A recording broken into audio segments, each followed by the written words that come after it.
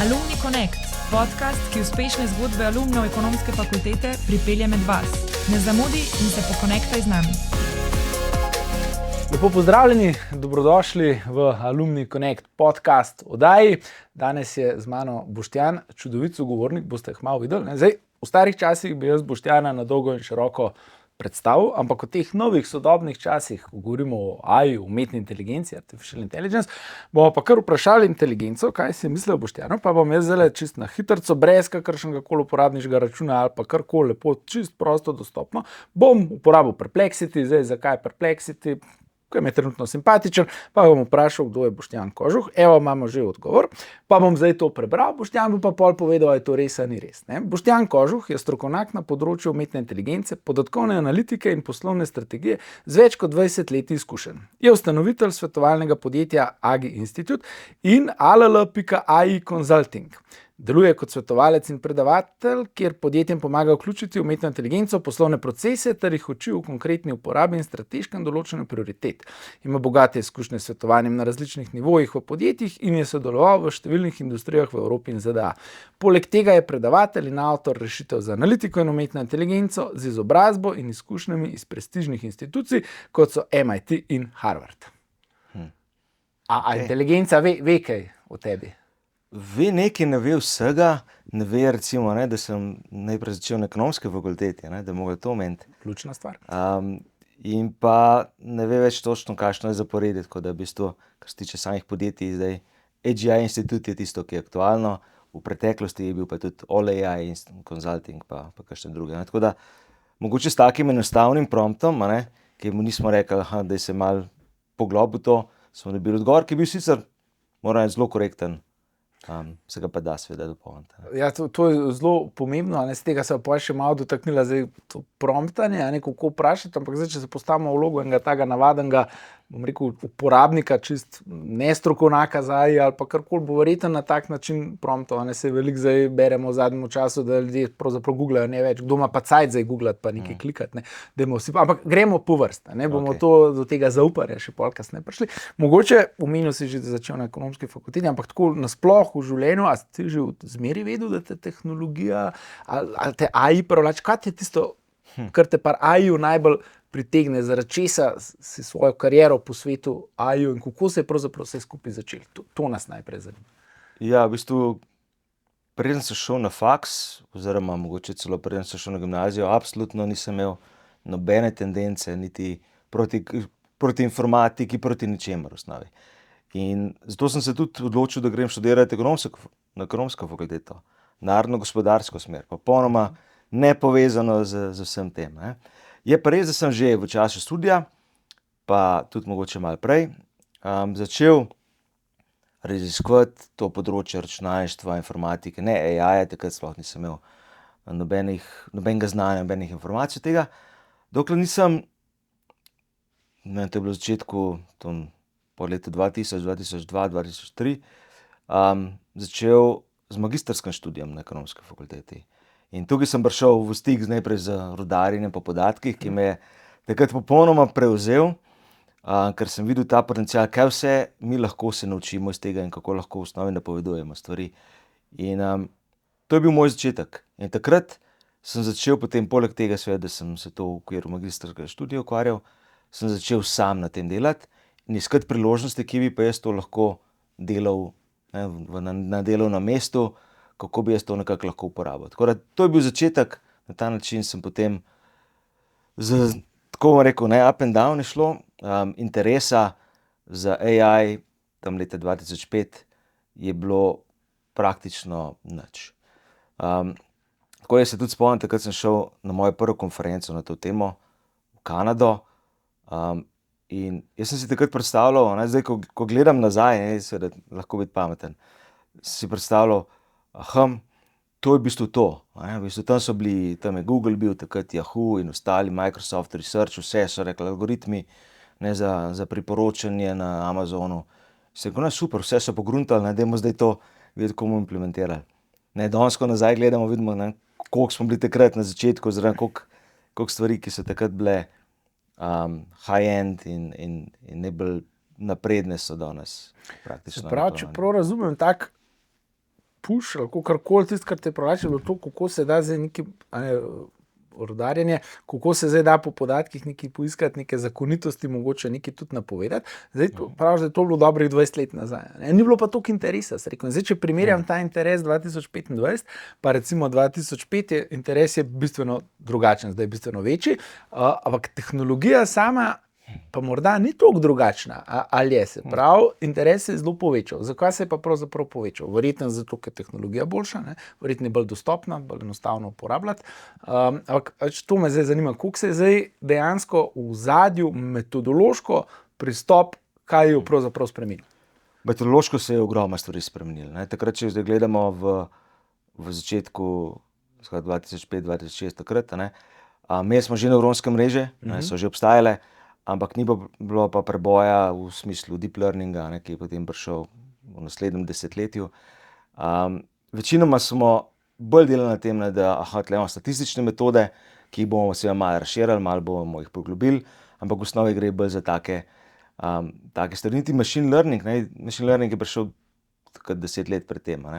Je bil zelo po vojih, noben ni imel nobene kakšne hude ideje, kaj bi s tem delali. Bolj je šlo tem, dajmo mi zdaj videti, kje je vzorec v teh podatkih in bomo samo ta vzorec potem uporabljali in ponavljali. Medtem ko zdaj gremo po to smer, da umetna inteligenca ima neko vrsto inteligence, pustimo zdaj to, mogoče so ga kasneje dotaknila, kaj je inteligenca, a je to res ta prava inteligenca, ampak zna delati stvari poleg tega, da samo najde nek vzorec v preteklosti, ker to je statistika. Tudi podatkovno rudarjenje, samo ime je išlo iz tega, da mi kopati po teh podatkih, bomo neke nagete noter najdel in bomo na tej osnovi delali naprej. Tako da mislim, da je bila percepcija čisto drugačna, pa tudi takrat je bila to res domena statistikov, niti data scientist kot tak poklic niti še ni obstajal. Tako bilo in, tako bom rekel, nerdi malo v tistem trenutku. Absolutno še nismo imeli niti kakšnih hudih produktov potrošniških, ki je bilo Netflix, Amazon, Google so začeli prvi, ki so začeli noter ogrevati takrat. Tako da to je bilo drugače. In ko sem jaz potem poskušal iskati na trgu v Sloveniji neko priložnost, sem rekel, katero podjetje bi pa jaz zdaj šel delati, da bom lahko delal z AI-jem, ni bilo ničesar. Ampak sem pa imel potem neko srečo, se rekel, v redu, mi zdaj ne delamo AI-ja, ampak bi pa radi delali BI. Hoditi prid k nam, pa deli BI, pa ti mu dal prosto roke, se boš lahko tudi malo z AI-jem ukvarjal. Tako da sem na ta način osnovi prišel potem v BI najprej, ampak imel nekako skozi odzad, to je zdaj moja pot proti AI-ju. In je trajalo nekaj časa, da sem se fokusiral. No, ampak zdaj, se pravi, če tako spet primerjam 20 let nazaj, pa zdaj vsi govorijo kakšne spremembe. To bo pa zdaj, bo pa vse drugače, vse se bo popolnoma spremenilo. Se pravi, 20 let nazaj noben je o teh spremembah govoril, zdaj vsi govorijo o teh spremembah, pa bi te tako čez en trenutek bi te vprašal, koliko zdaj zares misliš, da se bo spremenilo, to so težka vprašanja, pa koliko se ne bo spremenilo, ampak kdaj pa misliš, da so se zdaj, a je zdaj ChatGPT, ki se je pojavil 3.5 ven, je boostov zdaj to euforijo ali kakorkoli. Od kdaj govorimo o teh spremembah, ki jih bo AI povzročila? To je zelo dobro vprašanje, noben nima res pravih odgovorov, ampak razlika, mislim, ki jo je ChatGPT prinesel, kljub temu, da tehnološko gledano ni bil neka novost v tistem trenutku. Ampak kar je prinesel sem nam občutek, da je umetna inteligenca nekaj, kar se lahko dotaknemo. Kar lahko v bistvu prehaja v neka naša življenja, zdaj je to na delovnem mestu, je doma, ampak da ni to zdaj samo neka funkcija v enem Google Mapsu ali pa kje druge, ampak nekaj, kar z nami nekako uspe komunicirati. In mislim, da je to zdaj v glavah, najprej postavil, v glavah uporabnikov, prinesel nek premik. Na drugi strani, na strani recimo razvoja, se je pa zgodil že nekaj let pred tem ta premik, da AI zgleda, da če ga prav delamo, pa v neki točki, ima sposobnost, da tudi nekaj novega naredi. Skratka, ne samo najde vzorec in pove, tole je bil vzorec, ampak na osnovi tega najdenega vzorca naredi nekaj, kar ljudje nismo naredili. In to je bilo v bistvu takrat sploh AlphaGo, ko je v tisti slavni potezi 37, je to, mislim, da zelo jasno postalo in je dalo zelo veliko spodbudo vsem razvijalcem, vsem podjetjem, ok, tukaj je nekaj, pejmo naprej. In OpenAI v osnovi iz te iskrice je tako zelo napredoval, saj OpenAI je bil ustanovljen malenkost pred tem, ampak takrat so v osnovi spremenili svojo smer in šli naprej. To misliš na to potezo, ki je zelo presenetila celoten svet egoistov? Tako, ki je presenetila, ki so se tisti, ki poznajo igro, takrat, ko so to spremljali, smejali. To je pa neumnost, nikoli ne more zdaj v bistvu pride do zmage, človek ne bi nikoli tega naredil. In to je bila poanta. Ja, človek tega ne bi nikoli naredil. In AI, tisti njihov algoritem, AlphaGo je pa naredil in potem, ko gledam, recimo takrat je gospod Sidal, ki je igral z AI, mi rekel, to je bila prelepa poteza. Nikoli se jaz ne bi kaj za tega mogel spomniti. In to je v bistvu bila spodbuda in zdaj se kaže skozi ta razvoj in v zadnjih letih zmeri bolj ta fenomen, ki mu nekateri sicer nasprotuje. Zdaj v zadnjem času v svetu AI imamo malo tako različnih pogledov, tudi v samem osrčju razvoja. Glavni razvijalci oziroma glavne osebe, ki vodijo ta razvoj, se ne strinjajo. Ampak vseeno nekako se kaže, da te oblike umetne inteligence, do katere smo zdaj prišli, imajo neko sposobnost, ki rečemo emergent ability. Sposobnosti, ki se porajajo v neki točki razvoja, rasti, ki jo ne planiramo, ki jo konec koncev tudi ne razumemo, zakaj do nje prišlo. In to po eni strani povzroča nam neko stisko po osnovi, ker ne razumemo, zakaj. Po drugi strani je pa to eden izmed razlogov, zakaj smo prepričani, da bo razvoj šel še bistveno naprej. Zanimivo. A misliš, da je tako malo, velikokrat primerjajo, mogoče nama ni treba tudi te primerjave, primerjajo pa z Luditi, pa s tema z AI, večje kot elektrifikacija, pa večje kot internet, pa e-mail, pa GSM, pa kar je še tega. Mogoče na drugi strani, če pogleda z vidika recimo tveganj, če pogledam, le rahlo nepredvidljivo. Se pravi, če pogledam tehnologijo, na eni strani vse te do zdaj so bile dokaj deterministične, v smislu, da je skozi isto, smo vedeli, pri čem smo, tle pa zdaj malo ne vemo, mogoče pri čem smo. A lahko mi rečemo, da so neki bojazni, strahovi, tveganja, ki jih ljudje imajo, drugačni od teh tveganj, ali pa bojazni, ki so se pojavljali takrat, ko se je pojavil internet. Ker se je pojavil internet, so podjetja, pa ljudje isto, pa je zdaj to, ampak a je to tveganje zdaj drugačno? A je ta strah zdaj kaj drugačen, kot je bil pojav interneta? Realno gledano, jaz mislim, da je in da bi tudi moral biti. Ker to je bilo dobro rečeno, pretekle tehnologije so bile deterministične. Mi smo popolno kontrolo nad njimi. Zdaj pa spet tukaj so različna mnenja, ampak verjetno nimamo popolne kontrole. Sploh, ker tudi ne razumemo čisto dobro, kako zdaj AI pride do rezultata. Vemo tehnično, kako to poteka, ampak kako pa dejansko se misel oblikuje, je pa podobno kot v človeških možganih, ne vemo zdaj točno, kako se oblikuje. Tako iz tega zornega kota bi nas morali biti, ne bom zdaj rekel malo bolj strah, ampak bi morali to malo bolj spremljati. In po drugi strani nas mora tudi malo to bolj zanimati, ker se že zdaj kaže, da spremembe, ki se dogajajo, tudi kljub temu, da smo na začetku, so tiste, ki posegajo v družbo. In teh sprememb in teh posegov je več. Ena je to, o katerem vedno govorimo, oziroma pogosto govorimo, vpliv na delovna mesta, na naloge in tako naprej. Na drugi strani imamo potem tudi ta fenomen, kjer zgleda, da cena inteligence pada. In cena inteligence je bila tista, ki v preteklosti narekovala marsikaj, v bistvu družbeni ustroj in to, česa se učimo, zakaj se učimo. Ta cena gre proti ničli. To samo po sebi bo pomenilo, da bomo mogli na novo neke stvari se zamisliti. In tretja stvar, kar zelo pogosto slišim in mislim, da se vseeno še zmeraj premalo pogovarjamo poglobljeno, je pa to, da govorimo non-stop, zdaj mlajše generacije, ki bojo ali pa so pa že s tem zdaj gor zrasle, drugače kot mogoče mi, ne bojo se določenih stvari naučile, oziroma ne bojo šle čez neke muke, ki smo jih mi imeli, Težko bomo na ta način mogoče neke juniorje dobili v službah in seniorji bojo pa tudi zginali. In mislim, da imamo tukaj ta izziv, da se o tem pogovarjamo samo kot o problemu, ne pogovarjamo se o tem, kaj bomo zdaj zaradi tega naredili. Ne? Ker mislim, da je to ključna stvar. Ker ne moramo se več pogovarjati, to je problem, zaradi tega ne bomo imeli AI-ja, to mislim, da sploh ni več na mizi. Ne, to. Ne?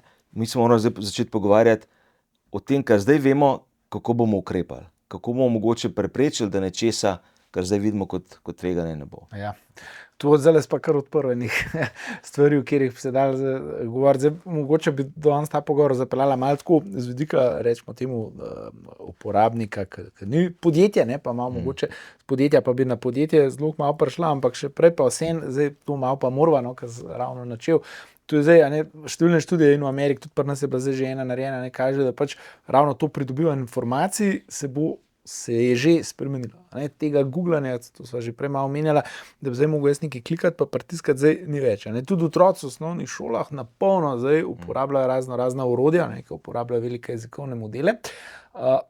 In zdaj, tole me zanima, koliko je zdaj razlika med narediti pa naučiti, tako kot hipoteza, se pravi, ko se nekdo hoče nekaj naučiti, je v bistvu neka prava pot še vedno učbenik od prve do zadnje stvari, od prve do zadnje strani, zato da dejansko neke stvari razumeš. Zdaj v podjetju, ko hočemo narediti, ampak če hočemo narediti, moramo tudi razumeti. Zelo dobro vprašanje. Jaz bi rekel tako, načelo mislim, da ja, ampak na drugi strani pa tudi se kaže popolnoma v praksi stanje. Kljub temu, da imamo zdaj, ali pa smo imeli toliko in toliko let nek ustaljen učni proces. Potem, ko pridemo v podjetje, vidimo, da se moramo v osnovi večine učiti na novo. Tako da vprašanje je zdaj, kaj je v bistvu bila tisto glavna poanta. Je bila zdaj glavna poanta, jaz tako mislim, da je bila, glavna poanta je samega izobraževanja bilo dati, kako se nečesa naučiti. Dati nam neko metodologijo. Ampak ta metodologija se pa zdaj spreminja. In če se spreminja, potem mogoče moramo pod vprašanje tudi postaviti, ali je potrebno zdaj na ta način izobraževati. Ampak tukaj se mi zdi še ena druga stvar tudi pomembna, ko govorimo, ker zdaj zelo pogosto rečemo, zdaj imamo pa tlele AI in to je neko orodje, imamo neki iskalnik, fancy Google, kakorkoli mu rečemo. Zelo pogosto vidimo v praksi, da je to točka, kjer se ustavimo. Dejansko je to začetna točka. In podjetja pa zelo pogosto mislijo, mi pa zdaj to delamo, mi v bistvu iščemo, imamo bota, ki nam hitro najde informacijo in to je to.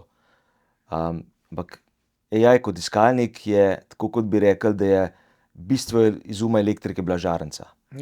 Pa ni bila.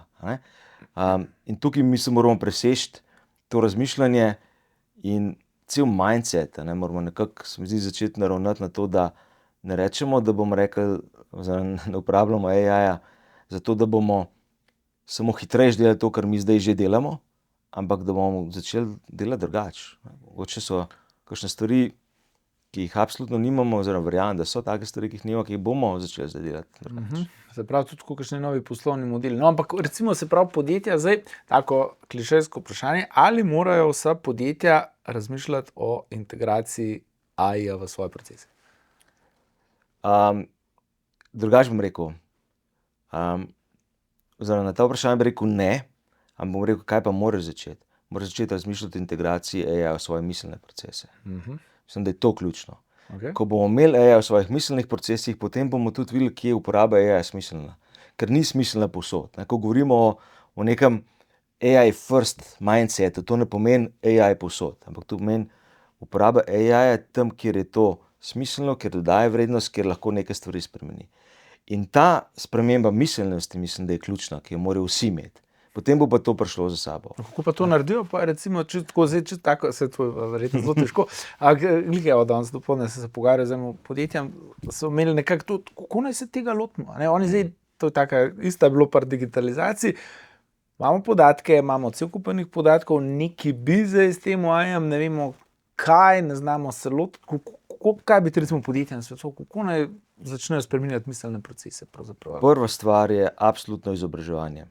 Ampak ne govorimo o izobraževanju v orodjih, to pride potem v neki točki. ampak izobraževanju o tem, kaj AI je, kaj prinaša, kakšne spremembe se nam dogajajo, kako bomo mogli v prihodnosti mogoče popolnoma drugačne profile iskati. Te diskusije se morajo začeti odvijati v podjetjih in začeti se morajo odvijati na ravni menedžmenta, na top menedžmenta. Zdaj se pa nam dogaja večinoma, sploh v večjih podjetjih, to mogoče še bolj opažam kot kaj druge, je, da to je projekt, ki gre v IT, vodi se ga tako, kot se je izmer vodil, ima neke KPI, ima neke budžete, ima nek končni cilj. In pogosto potem, ko na ta način delamo, rečemo, pa se na koncu nismo ničesar dosegli. Seveda nismo dosegli, ker glavna vrednost je spremembe procesa, v tem, da delamo stvari drugače, da razmišljamo o njih drugače. In potem smo v tem nekem začaranem krogu, da tega pa ne moramo doseči, če top management se ne zaveda, kaj je. To je stvar procesov pravzaprav, ne tako kot vsaka druga, kot večina nekih tehnologij, ki se pojavijo, pa kaj hočemo adoption, kakorkoli prevzeti, povzeti noter v neko svoje poslanje, treba začeti s procesi, ne, pravzaprav.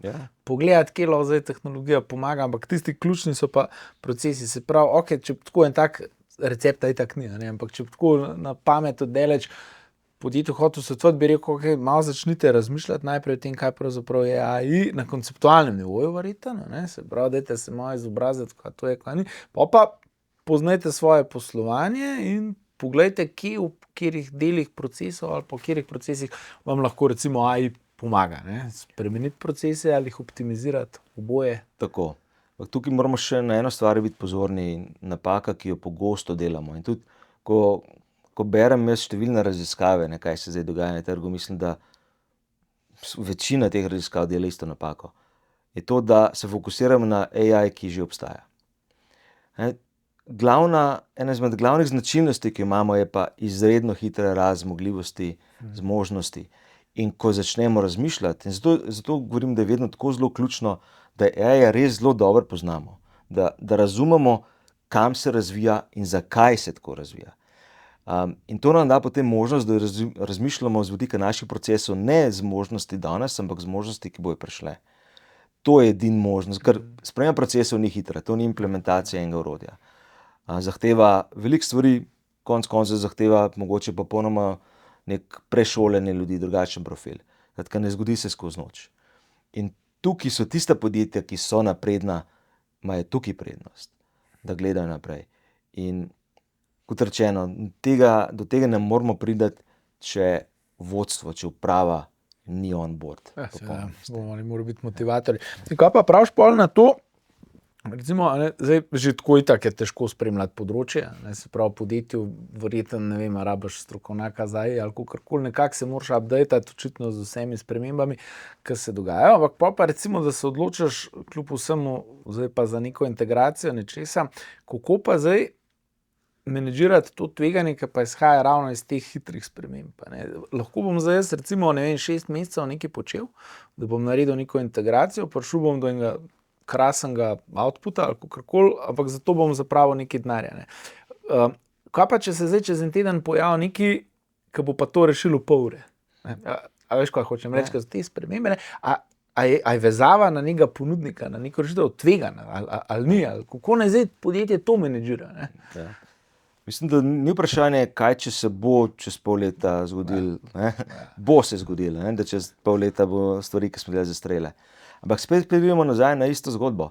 Če gledamo na AI kot na orodje, kot na neko stvar, ki smo implementirali, potem je to huda nevarnost in se lahko zmeraj sprašujemo, ali je to vredno naše investicije ali ne. Ampak tudi če smo samo na tem, je ob dejstvu, da se nam ta rast nenehno dogaja in da stvari postajajo zastarele, vseeno potem vprašanje, če nikoli nočemo stopiti na ta vagon, ne bomo nikoli. V neki točki bomo v bistvu imeli neko tveganje. Kar se je pokazalo globalno, mislim, da je McKinsey delal to študijo par let nazaj, da večina podjetij, ki so recimo 10-15 let nazaj investirala v AI in te rešitve so praktično danes, vsaj tiste, ki so recimo malo bolj splošne, so vse zastarele in jih lahko s ChatGPT-jem naredimo hitrejši in boljši. Ampak vseeno se je njim to splačalo. Zakaj se jim je splačalo? Zato, ker so firmo na drugačen mindset spravili. ker so zdaj pripravljeni, da delajo drugače, da razmišljajo drugače, da se hitrejše obrnejo. Tako da, ko gledamo na te investicije, ne smemo gledati samo s tem, ali bomo mi iz tega kočka softvera nekaj ven dobili ali ne. Tole se mi zdi zelo odličen odgovor, oziroma odlično, ja. Se zelo strinjam s tem. Dobro, ja, ok, super. Zdaj, a ne ti veliko sodeluješ s podjetji, ne?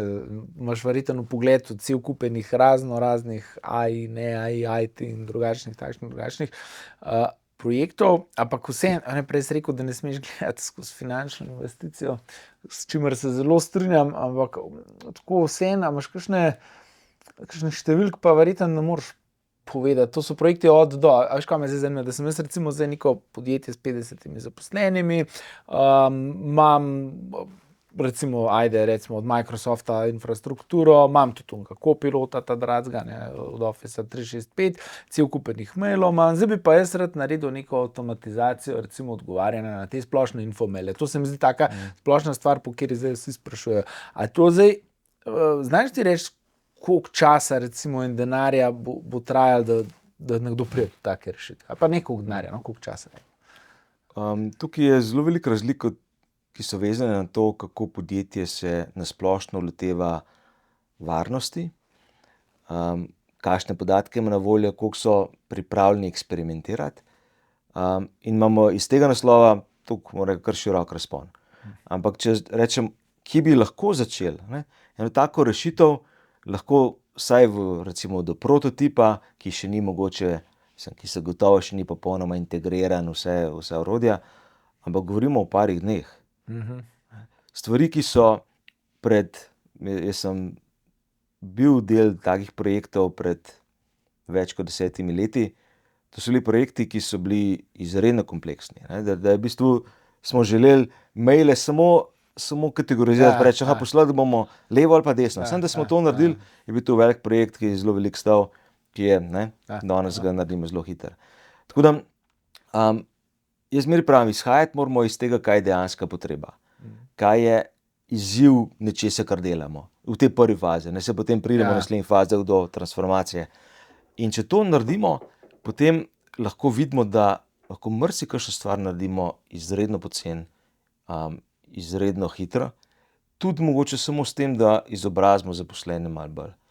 Hkrati ob tem, da kot organizacija se zavedamo tveganj, omejitev in imamo neke guideline, ne dovoljujemo uporabo samo določenih orodij oziroma določenih pristopov, ampak ko to imamo, se pokaže globalno gledano, da je ključna stvar, ki nas ovira pri pridobivanju neke vrednosti, je po eni strani zdaj ta mindset, da kaj pa, če ne dela, skratka to, da ne gremo v ta experimental mode in se skozi bojimo, kaj pa, če ne bo, in na drugi strani, če se tega res lotevamo kot IT projekt, ki tako klasično zahteva neke korake, ker ne deluje, ker ko bomo mi IT projekt definirali, čez 3 tedne bojo stvari drugačne, enostavno to naprej reči. Ok, zanimivo. Zdaj, vmes zdaj si tudi omenil, sem se spomnil, malo ta skrb za varnost, pa zasebnost, pa tako naprej. Pa bom zdaj, klasično vprašanje, ki ga imajo itak podjetja, je, ali me mora biti strah za moje podatke, ki grejo nekam v cloud, naj imam presep na strežniku,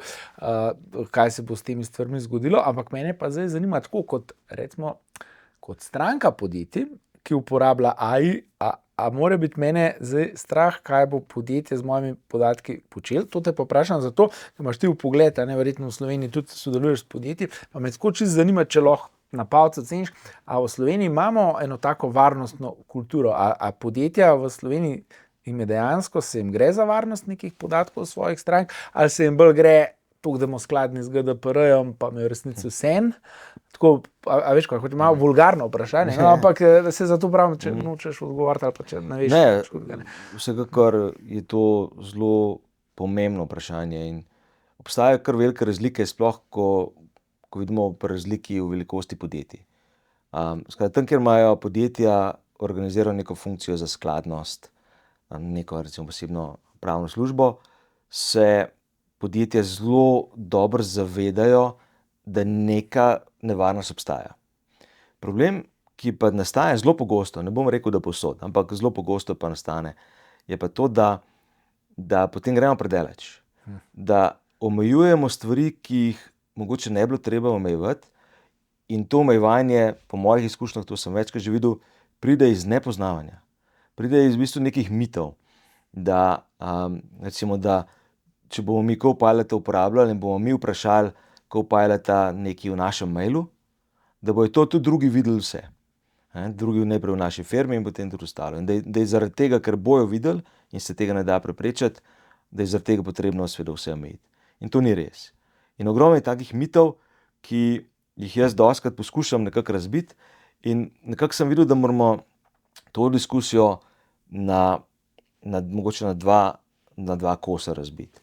Ena je diskusija, mogoče celotna tema, ki je na tem, kje dejansko imamo težave z varnostjo pri novih modelih, pri tudi novih možnostih napadov in tako naprej. Skratka, rečemo, ta tehnični del varnosti.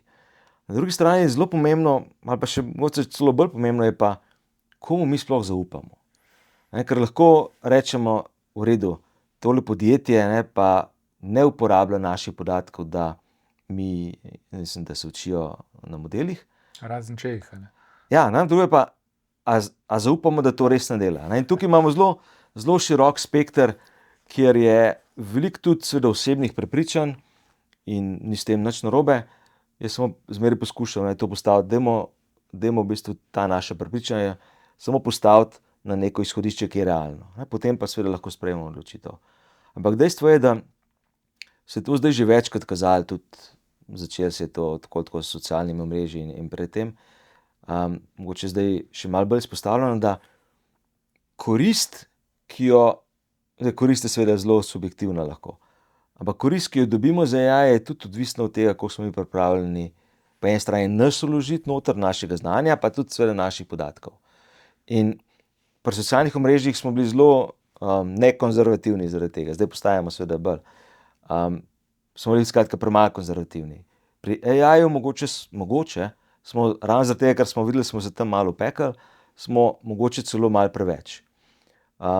Zdaj prav mogoče zaradi tega, ker treba seveda to vedno v konkretnem primeru pogledati in tudi moramo razlikovati med orodji, recimo večjih ponudnikov, ki so bolj zavezani tudi interno nekim svojim etičnim merilom, in tisočim orodjem, ki se vsak dan pojavljajo na internetu, kjer absolutno nobenih takih. Ja, ta zaupanje je pa pravzaprav podoben kot predajem oziroma kakršnokoli oblačno storitev. Če jaz zdaj zaupam Microsoftu, da ima moje podatke, ali pa če zaupam zdaj temu podjetju, verjetno je to ena taka zelo podobna dilema pravzaprav. Tako.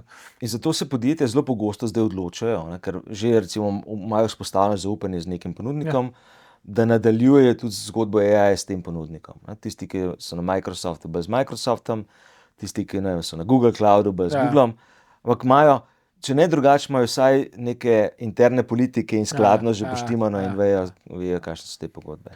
Ja, se je to zanimivo uvid noter v dejansko delovanje, zdaj, kako to deluje. Kaj pa to recimo zdaj pa v podjetjih ali pa tudi ne v podjetjih, zdaj zaenkrat, če gremo malo na uporabnika, to sicer praviš, da je žaranca, ampak to, da zdaj jaz vprašam nek ChatGPT ali pa gremo en korak naprej, recimo Comet, verjetno poznaš,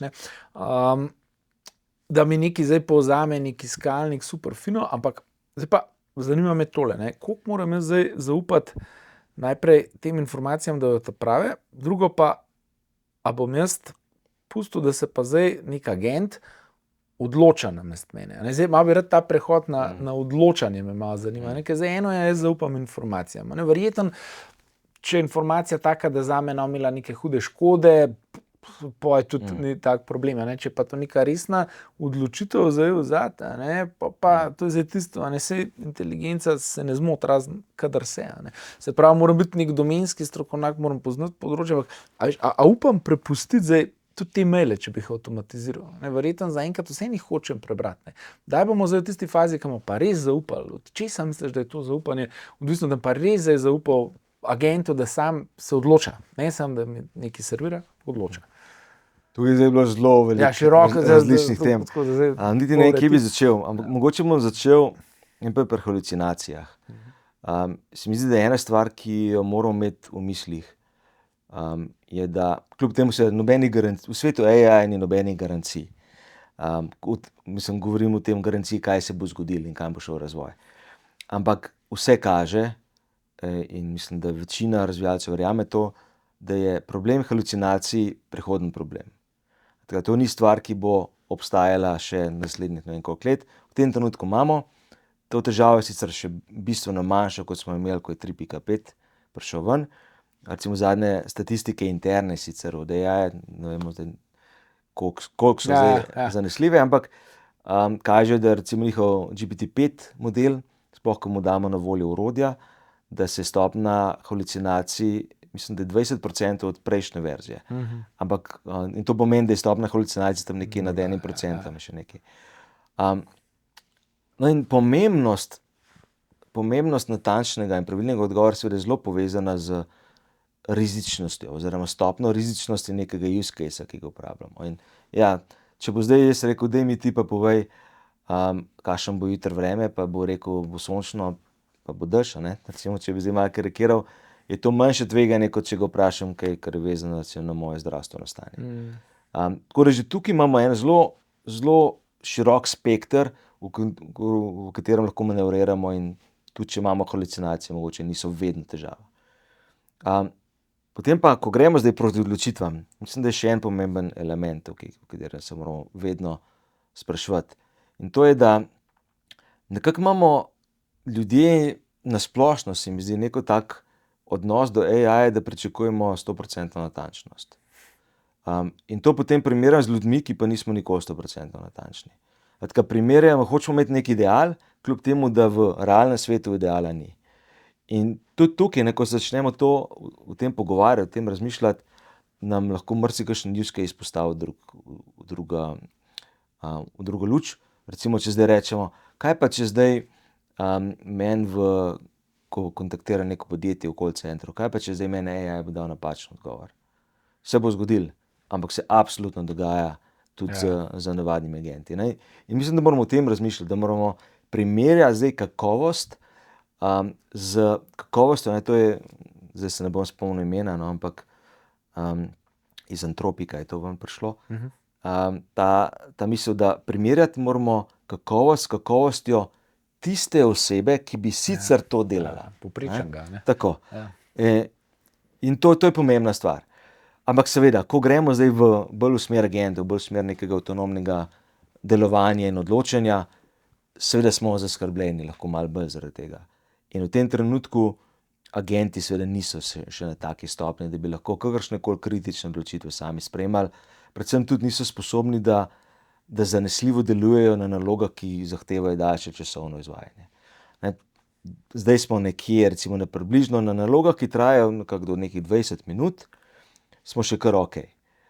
Po 20 minutah kakovost bistveno pade.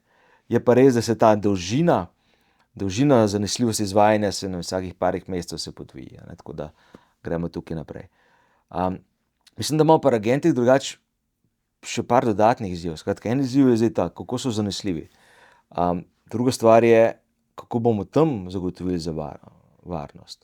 Kako bomo zagotovili, da ne samo zdaj, da so agenti zanesljivi, ampak ena izmed zdaj zadnjih takih, oziroma ne bom zdaj rekel, da je zadnja, ampak recimo z vidika razvoja pa je bolj na koncu, emergent abilities, ki se imenuje emergent language.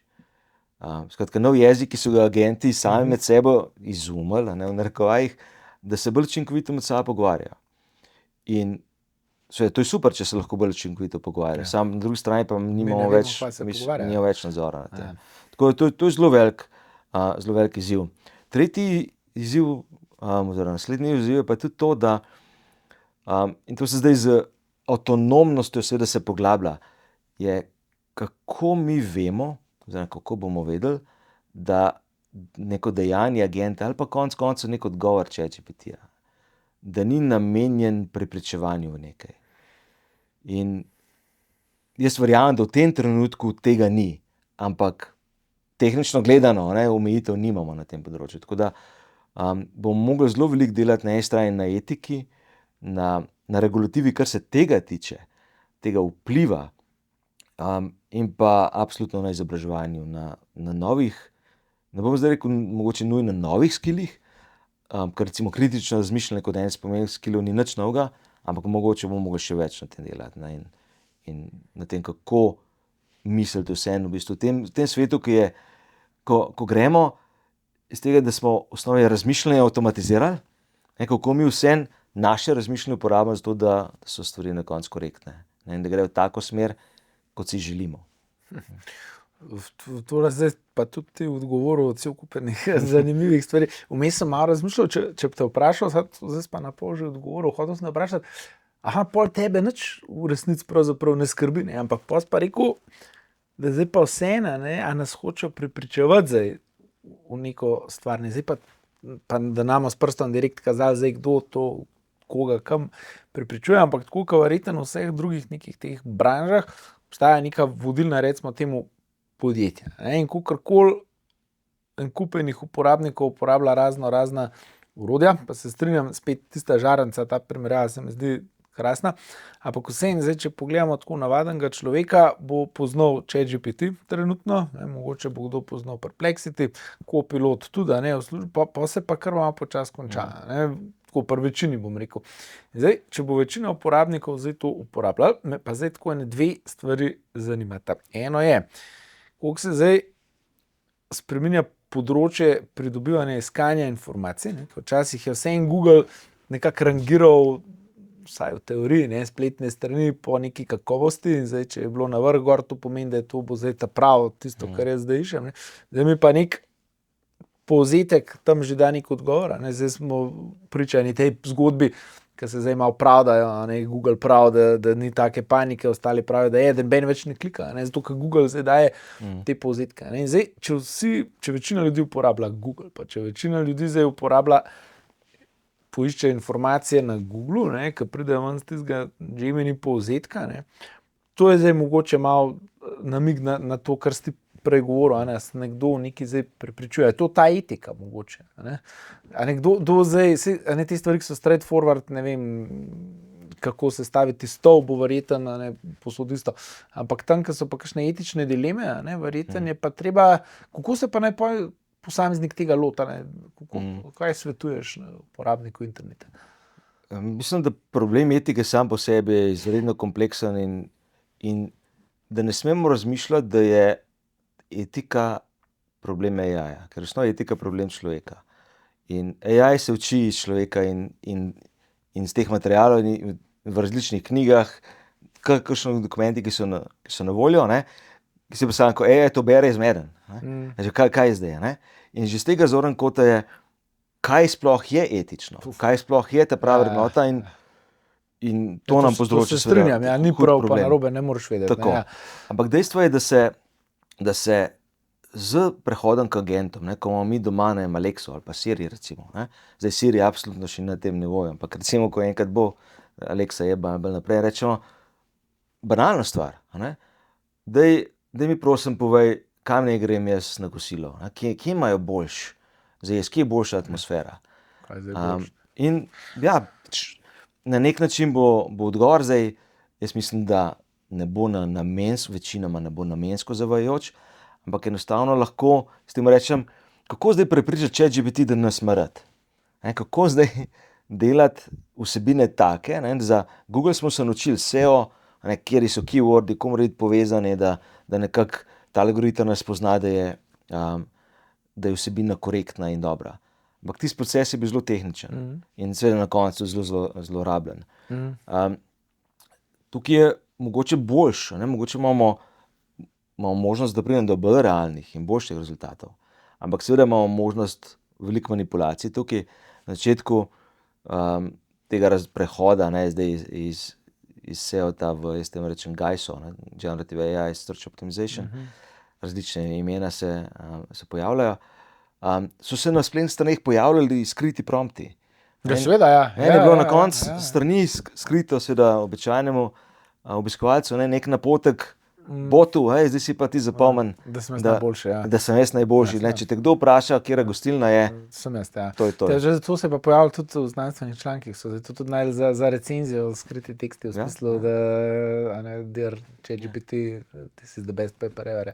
Ne, to je itak, ja, zdaj tle za enkrat, to je zanimivo, ne? Če tako malo pogledamo, na začetku, pa se še zdaj ne ve, v resnici, a ta poslovni model teh ponudnikov velikih jezikovnih modelov ali pa orodij, no, a je trajnosten, kako je pa zdaj do denarja prišli? Ne? A bomo priča nekim oglasom, a bojo podjetja plačevali, da če me sprašal, kjer hladilnik je najboljši, da zdaj napisal tam gor ta hladilnik. To pa itak ne vemo še, zdaj vemo. Ne vem. Poslovni modeli so se začeli malo že spreminjati in vsaj ena tendenca je, bomo videli zdaj, ali bo ostala, ne, je plačevanje po učinku.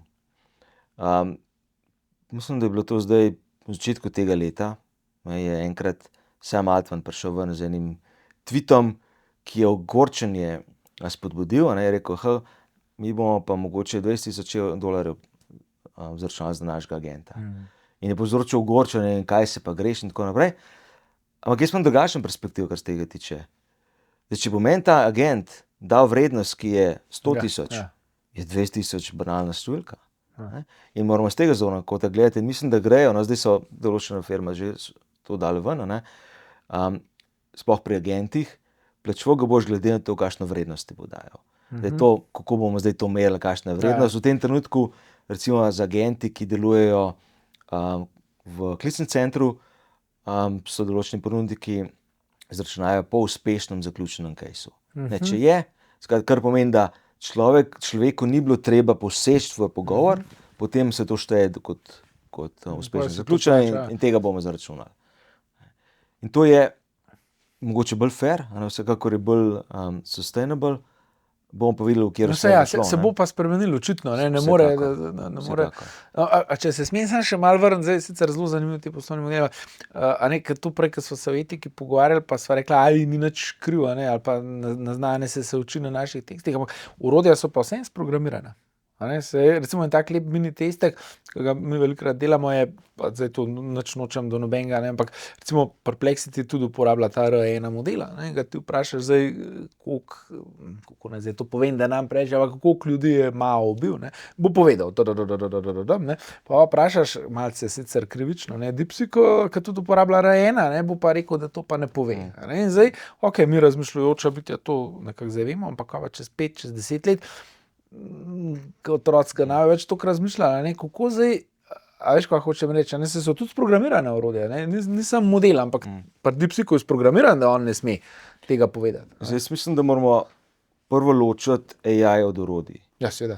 AI kot modeli, kot možgani, so ena stvar, orodje, kaj pa ven potem pride, pa druga stvar. In vmes na tej poti, od modela do orodja, model se razvije dolg časa, ga učimo na začetku in že tam imamo možnost kontrole na tem, na čem ga učimo, in lahko bi rekli, ne bomo te absolutno na nobenih gradivih iz časa tretje dinastije učili. To je že ena odločitev, ki lahko vplivamo na to, kaj bo sam model znal. Potem, ko ga naučimo, ko imamo v bistvu ta post-training, ko ga učimo, všečnega vedenja, tam ga tudi lahko nagrajujemo za določene dobre odgovore ali pa slabe odgovore in tam se dogaja v bistvu ta red teaming, ker tudi poskušajo omejiti določene zmogljivosti. Kar se je pokazalo, je to, da je to absolutno potrebno, ker ne smemo vseh odgovorov ven dobiti. Seveda, za open source modeli to gre v neko drugo dimenzijo, mogoče so kasneje tega dotaknila, ampak vseeno, ta glavna moderiranje, kaj se sme in kaj se ne, prihaja čisto na konec, v bistvu iz orodij. To spet ni omejitev AI, to je na koncu človeška odločitev, kaj je za nas okej in kaj ni. In to, ta R1, DeepSeekov model, je to zelo dober primer. Sam isti model lahko da različne odgovore, glede na to, v katerem toolu ti na koncu to pogledaš. Se pravi, ta razlika orodje model. Se to je tako, bomo videli, kva nam bo. Kaj zdaj to pravzaprav za podjetja pomeni, prej so se malo že teh oblakov dotaknili, ampak verjetno bojo podjetja, če hotela te modele nekako čim bolj izkoristiti, jih bojo sami mogli buildati ali pa natrenirati, pa pri sebi lokalno uporabljati. karkoli. Jaz vidim dve smeri tukaj. Absolutno je ena smer in tudi tendenca, da se podjetja lotevajo, tu govorimo tudi o manjših podjetjih, ne, oziroma manjših v globalnem merilu. Tako se lotevajo bodi se razvoja svojih modelov, oziroma da vzamejo open source model in ga dodatno učijo na nekih svojih, po eni strani seveda dokumentih, znanju, in drugi strani mogoče svojih vrednotah, ki jih imajo v neki organizaciji. To je ena smer.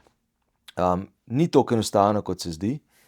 V medijih lahko zelo hitro, pa ne zdaj samo v medijih, tudi vsi ponudniki zelo so glasni, kar se tega tiče. Sej to pa deluje že na telefonu ali pa na laptopu deluje. In je res, seveda deluje, ampak za banalne stvari. In tukaj imamo to, mislim, mogoče to neko dilemo, ne? Ko bomo mi šli v svoj lastni razvoj in bomo uporabljali nek tak model, se nam lahko zelo hitro zgodi, da bomo ostali zadaj. In da bomo se fokusirali na stvari, ki nam bojo v neki točki koristne, ne, ampak bojo bolj žarnica. Nam bojo, hitreje bomo najdli, medtem ko tisti bolj napredni modeli, novejši, ki jih mi ne bomo imeli sposobnosti, da jih imamo na svoji infrastrukturi, bojo nudili transformacijo. In tukaj je zdaj ta odločitev, ki po mojem mnenju ne sme biti samo na temo, ne, mi pa hočemo imeti vse pri sebi. Mi moramo to odločitev temeljiti na viziji podjetja za naslednjih 5-10 let. Zdaj pa težko, nekaj se to hitro spreminja, pa ne vemo zdaj, kjer igralec bo pravzaprav, pa kjer ponudnik bo ta glavni. Tukaj se mi zdi to pomembno. Absolutno je fajn, da smo neodvisni od ponudnikov in tudi zdaj recimo, če gradimo neko svojo rešitev, zamenjati model je banalna stvar. Praktično vsi delujejo na isti način preko API-ja, tako da to zamenjati ni problem. Bolj je problem, a smo mi zalokani v mindset podjetja. In tukaj zdaj že vidim nastavke pri določenih ponudnikih, da poskušajo in na ta način omejujejo, se mi zdi, razmišljanje. Ker jim bolj paše z vidika njihovega poslovnega modela. Zdaj, ali je to trenutno, ko smo v prehodni fazi, pa spet malo mogoče taka, kako bi rekel, zelo namerna teza ali kakorkoli, a bi lahko rekel, da nekateri, pa ne bomo nič govorili kdo, ampak a se tle tudi dogaja to, kar se že pri kakšnih drugih tehnologijah, da malo kakšni ponudniki, pa vseeno zdaj izkoriščajo ta hype. In je zdaj naenkrat vse AI, tudi stvari, ki so že prej, tako kot podjetja, ki nekdo pride pa reče, mi imamo čudovito AI rešitev, tlele nam zdaj date malo dinarčkov, mi bomo s poličke, čarobna palčka, smo že tam? Ja, seveda smo. Zato mislim, da je pri določenih podjetjih to strategija, da izkoriščajo hype na nek način. To se nam dogaja po eni strani že pri osnovnih funkcionalnostih. Jaz sem slišal tudi od samih ponudnikov parkrat že, da pa sej mi bomo rekli, da tukaj AI si tako ne bojo vedeli, uporabniki. Ampak mislim, da to bo zmeraj manj možno.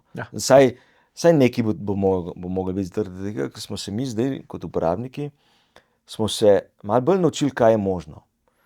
Mogoče saj z nekimi takimi najbolj banalnimi stvarmi nas je malo težko naokrog prinesti. In če bo zdaj nekdo rekel, mi imamo pa AI, pa ta AI ne bo delal tako dobro, kot dela ChatGPT, če zdaj primeram, bomo rekli, nas ne zanima. Tako da tukaj imamo to, jaz upam, da bomo mi kot potrošniki bili tisti, ki bomo na to vplivali, ampak se ne moramo pa vedno, zato ga tudi ne poznamo vsega. In en izmed takih, ne bom zdaj rekel zlorab, ampak vseeno mogoče uporab terminov v neprimernem smislu, je beseda agent. Beseda agent je zdaj najbolj popularna, vsi pravijo, naši agenti, in večina uporabnikov zdaj misli že, da je agent ChatGPT. Kaj pa je agent? No, odgovor ni enostaven, ampak če gremo z pravi agent, je AI, ki je sposoben in ima tudi dovoljenje samostojnega odločanja. Ima agency. Da do tega pridemo, prej smo govorili, imamo v tem trenutku velik problem zanesljivosti, za daljše bolj kompleksne naloge imamo težavo večjo z zasebnostjo, imamo težavo, če želimo, da je agent samostojno nekje deluje, mu moramo dati dostope. Mu moramo dati dostop do naše kreditne kartice. Zadnjič sem na eni konferenci poslušal, mi je bilo zelo zanimivo. Smo se ravno o tem pogovarjali, pa je bila ameriška, seveda tam so zneski drugačni. No, tam en je rekel, ja, agentom smo mi dali dostop do kreditne kartice, ampak samo za majhne zneske, ne, da ne bo zdaj kakšne neumnosti na delo. In jaz sem si predstavljal majhne zneske, ok, 20 evrov. Ne, do 50,000 smo mu dali. Ne. Ja, tako da to so percepcije, so zelo različne, ampak to je eno izmed tvegana. Ja, tako da do te stopne, ne, ta pravi agent ali pa to, da je ChatGPT agent, je seveda zelo velik gap in to zlorabljamo mnogi ponudniki. Ja, to sem tudi jaz že zaznal, ja, da vsi govorijo, bomo naredili zdaj agenta tam, pa tam, pa tam. Zdaj ta pravega agent, dobro, ja, ampak bo pa to, a ne, v resnici bi lahko rekel, ChatGPT pa zdaj ti agenti pa zdaj prihajajo, ti pravi agenti, to, kar zdaj ti upisal. Nismo še tam praviš, ne, ampak... Nismo še tam z temi pravimi, ki bi zelo kompleksne stvari delali, ampak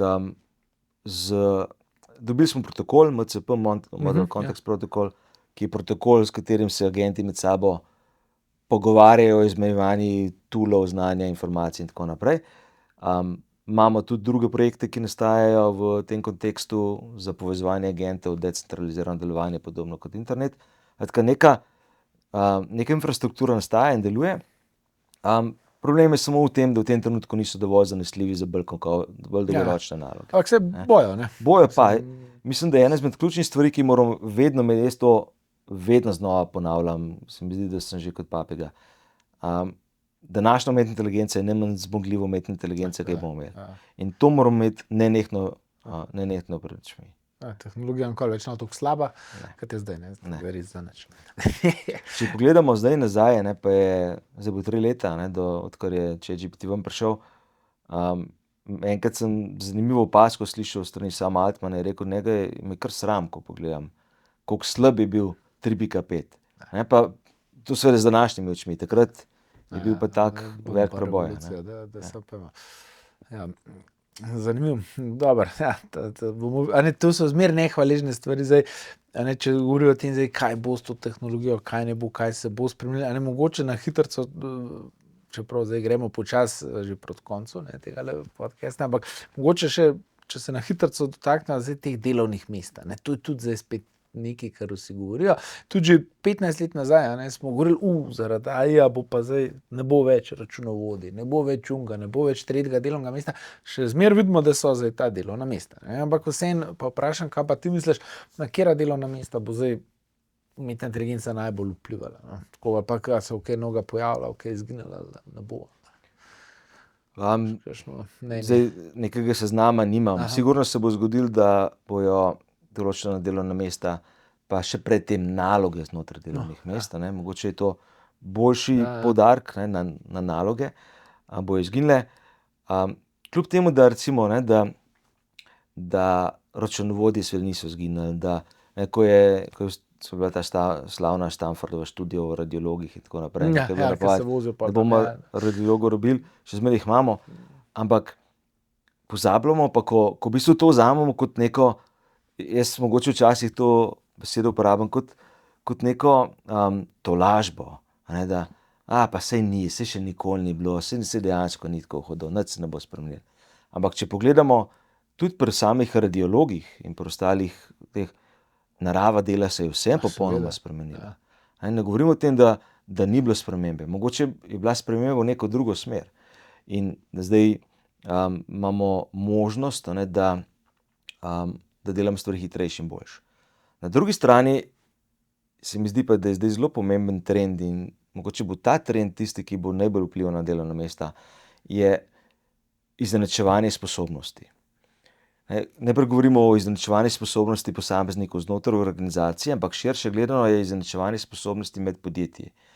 In en najbolj tak enostaven primer, ki ga jaz zase večkrat uporabljam, je, jaz v preteklosti za kakšen nasvet o tem, kako mogoče kakšno pogodbo oblikovati, bi poklical kakšnega pravnika. Zdaj tega ne delam več. Pa se je lahko kdaj kakšna napaka, ampak je nivo rizika, če je tam kakšna napaka, toliko je relevanten, da me to absolutno ne skrbi. In to se dogaja v vseh panogah, na vseh delovnih mestih, kar v osnovi pomeni to, da podjetja ne bojo mogli več preživeti s ponujanjem povprečnih storitev. Ker če rečemo, da je povprečna storitev ChatGPT, pa je ne verjetno rabimo nadpovprečna, pa ne rabimo firme. potem te firme ne rabimo. Ta firma bo mogla ponuditi nekaj več.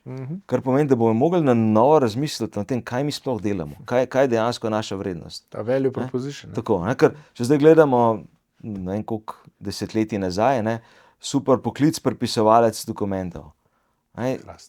Seveda, takrat je bilo super. Takoj, ko imaš ti to možnost, da delaš sam, to ni neka dodana vrednost na dolgi rok. Tako da iz tega naslova mislim, da moramo vsi razmišljati, najprej kot posamezniki in potem kot podjetja, z vidika našega modela. Zadnja študija z strani Svetovnega ekonomskega foruma iz letošnjega leta, po statistiki, ki so oni delali, mislim, da so rekli, približno 50% podjetij pričakuje, da v naslednjih 5 do 10 letih bo njihov poslovni model moral biti popolnoma drugačen. Brez odgovorov, seveda, kaj to je, tukaj imamo izziv, ampak nekako se zavedam, boje drugačne, nimamo pa odgovorov kako, ampak je to tudi mogoče priložnost za vse nas, mogoče smo mi zdaj spet dobili priložnost, da smo na začetku enega novega vala, tako kot na začetku interneta, tisti, ki so takrat uspeli drugače stvari delati, so popolnoma spremenili osnovi svet. In zdaj imamo še enkrat priložnost v osnovi v istih generacijah. In moramo začeti delati na tem, da poskušamo to izkoristiti. Prav, podatki in kakorkoli pravijo, da se bo moral veliko spremeniti, ampak kaj so pa po tvojem mnenju stvari, ki se pa ne bojo spremenile? Ali pa se to mogoče tudi navezava na ta boom z internetom ali kakorkoli, kaj se pa zdaj ni spremenilo, kjer so, se pravi, eno so te resnične spremembe, ampak kakšne stvari se pa verjetno tudi ne bojo spremenile, ali se bojo, ali se očisto vse. Jaz mislim, da moramo, ko govorimo o tem, kaj se bo spremenilo, kaj ne bo spremenilo, moramo glavni poudarek na tem dati, ali pa en izmed poudarkov je, kaj bomo mi želeli, da se spremeni. Ker če mogoče dam en tak primer, da to malo pojasnim, kaj mislim s tem. Če gledamo zdaj strani umetne inteligence, kaj zna narediti, praktično že danes za veliko stvari ni omejitev. Zna posneti film, zna muziko napisati, zna roman napisati. Ampak na drugi strani te slike je pa to, a si mi želimo tega? A bomo mi šli gledati film, ki bi v celoti posnet za AI, noter ne bo živega igralca? Ali bomo mi želeli gledati novice zvečer, ko je noter samo avatar? Skratka, ni to vključitev, je zdaj to tehnologija, ampak kaj bomo mi kot potrošniki sprejeli? In že tukaj seveda imamo velike izzive, ker to, kaj smo potrošniki pripravljeni sprejemati, je stvar neke regionalne kulture. In če pogledamo zdaj, kaj sprejema Japonska ali pa Južna Koreja, napram tem, kaj sprejemamo mi, je to popolnoma drugačen nivo. Tako da to je en razmislekov. Na drugi strani, če se pa vprašam, kaj jaz mislim, da se ne bi smeli spremeniti, je pa ta osnovi osebna komunikacija, človečnost. Stvari, ki dejansko danes so na nekem stranskem tiru, zelo pogosto se mi zdi. In mogoče nam bo zdaj imeli možnost, da te stvari bolj razvijamo. Imamo več časa za to početi. Mogoče se bo pa pokazala, to zdaj mogoče malo kot kost za glodanje, mogoče se bo pa pokazalo, da smo imeli zmeraj samo izgovor, da nas nekaj omejuje in da ko imamo pa priložnost, se pa tega ne lotimo.